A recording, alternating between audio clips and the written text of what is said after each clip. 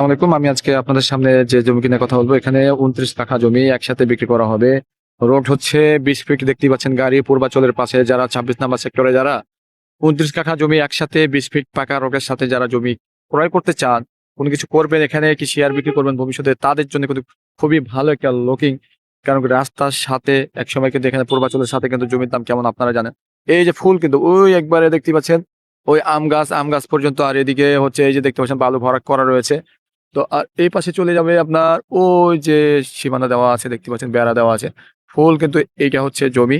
তো সামনে রোগটা আমি দেখাবো, সামনে কিন্তু রোগ।